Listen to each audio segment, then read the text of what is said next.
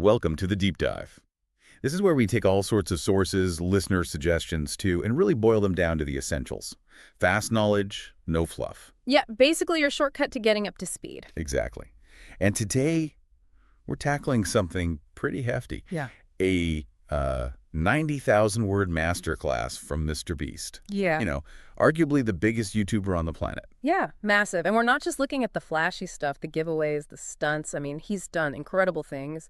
Team trees, that Squid Game recreation was wild. Absolutely huge reach. Right. But this masterclass, it promises to go deeper. The idea is to really unpack the core principles behind how he achieved all that success. So our mission for you, listening in, is to get past just watching the videos and understand the actual strategy, the thinking behind it all.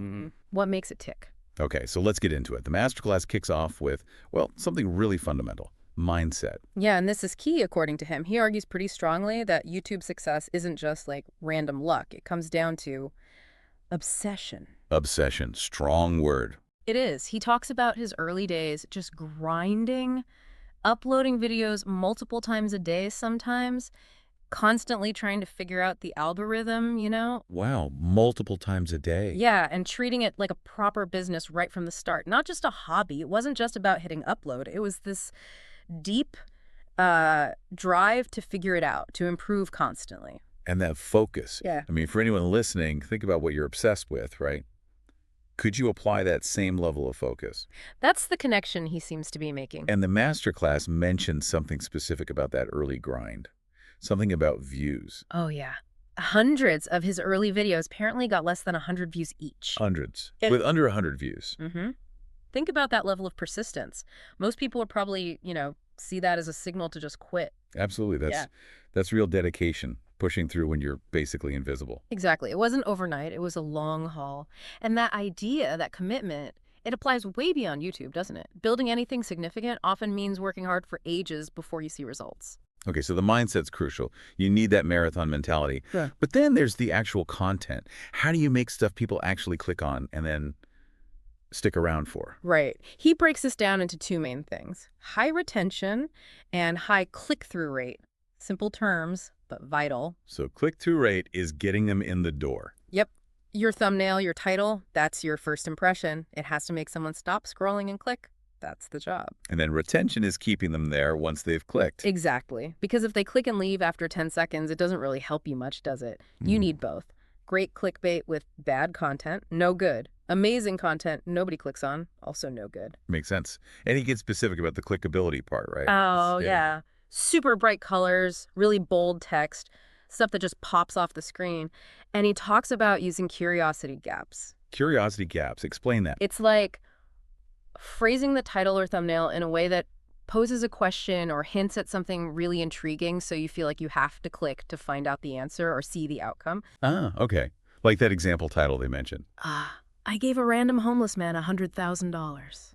Right. It's not just giving money away. It's the scale, the randomness. Yeah. It makes you go, wait, what? How? Precisely. It sparks that intrigue. But then, crucially, the video itself has to deliver on that promise. He says every video should feel like an event. An event. Yeah. Not just another upload. Yeah. Something special. Now, something MrBeast is famous for is, well, spending a lot of money on his videos, like crazy amounts sometimes. Definitely. The production value is insane. But he doesn't see it just as spending, does he? There's a philosophy there. No, exactly. He calls it an investment. The idea is that the money he pours into a video isn't just gone, it's expected to bring back a return. Often he aims for something like a 10x return through ad revenue, sponsorships, channel growth, that kind of thing. And 10x, wow. Yeah, he gave that example potentially of like giving away a Lamborghini, huge cost up front, obviously. Yep. But the video itself could potentially generate, say, $500,000 in ad revenue. So the investment pays off and then some. It's calculated. It's a different way of thinking about it than just costs. It's about fueling future growth.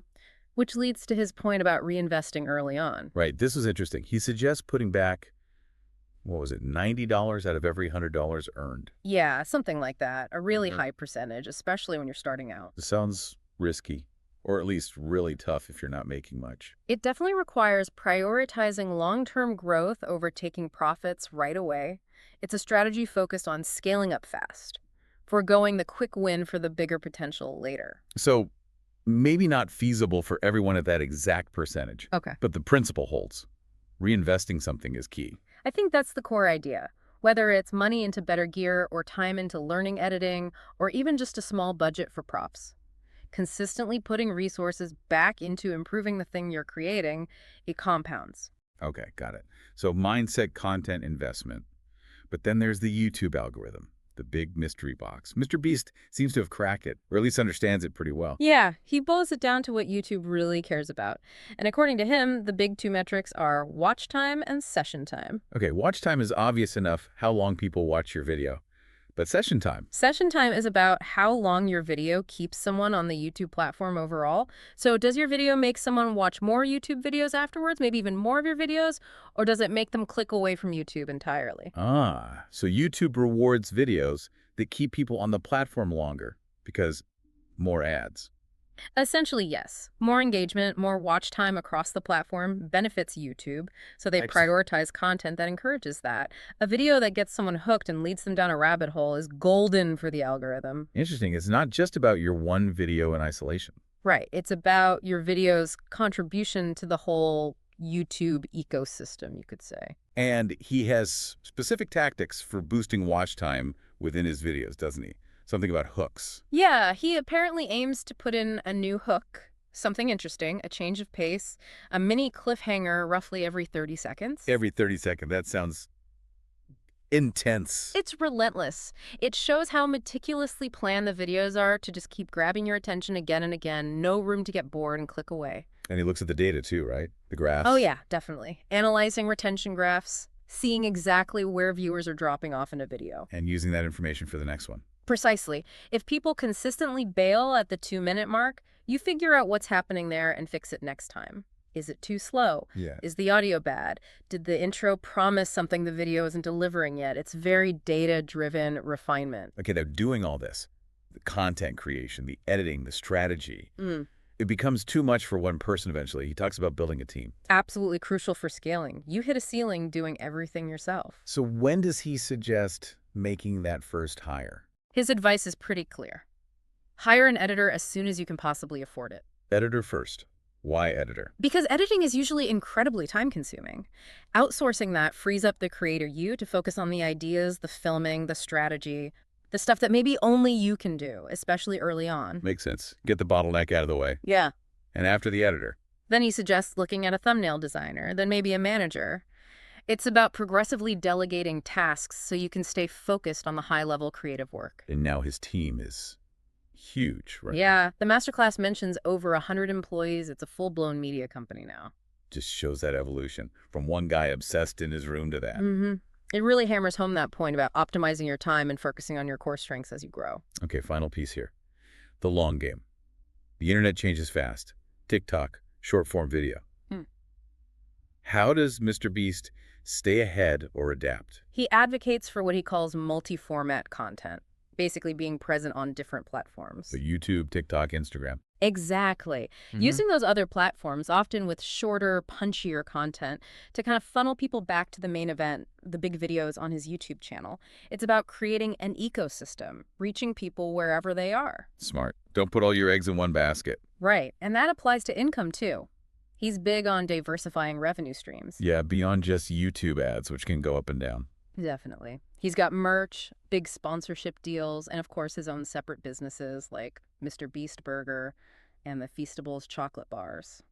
Which are massive in their own right. Huge. And apparently those businesses are so successful now that he could actually stop making YouTube videos entirely and still have a significant income. Wow. That's real long-term security. It's the ultimate diversification, isn't it? It gives him a safety net and probably a lot more creative freedom, knowing he's not solely reliant on the next video hitting certain view counts. Okay, so let's wrap this up. This deep dive into MrBeast's thinking. It really comes down to a few core things, doesn't it?